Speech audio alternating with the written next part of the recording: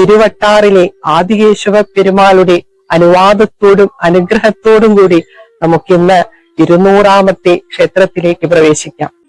വൈഷ്ണവ സന്യാസികളും പരമഭക്തന്മാരുമായ ആൾവാർമാർ പാടി പുകഴ്ത്തിയ 108 വൈഷ്ണവ തിരുപ്പതികൾ അഥവാ 108 ദിവ്യദേശങ്ങളിൽ ഉൾപ്പെടുന്ന ഒരു പുണ്യഭൂമിയാണിത്.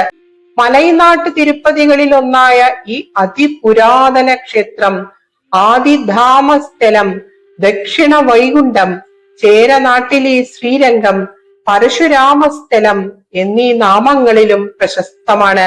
ഉയരമേറിയ ഭൂപ്രദേശത്ത് 30 അടി പൊക്കമുള്ള കോട്ട മതിലിനുള്ളിൽ പ്രൗഢഗംഭീരമായി നിലകൊള്ളുന്ന ഈ പുരാതന ക്ഷേത്രം ഇപ്പോഴും രാജകീയ പ്രൗഢി പ്രവഹിപ്പിക്കുന്നുണ്ട്. ശ്രീകോവിലിന് 3 വാതിലുകളുണ്ട്.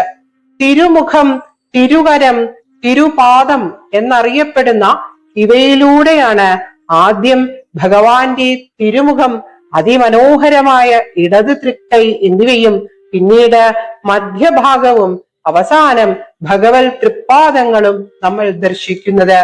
ഒരു സാളഗ്രാമത്തിന്റെ സാന്നിധ്യം തന്നെ അത്രയും ദിവ്യമാണ് എന്നിരിക്കെ 16,008 സാളഗ്രാമങ്ങൾ നിറഞ്ഞ ഈ അനന്തശയന വിഗ്രഹം പ്രവഹിപ്പിക്കുന്ന ആത്മീയ അനുഭൂതി അനുഭവിച്ചു തന്നെ അറിയേണ്ടതാണ്.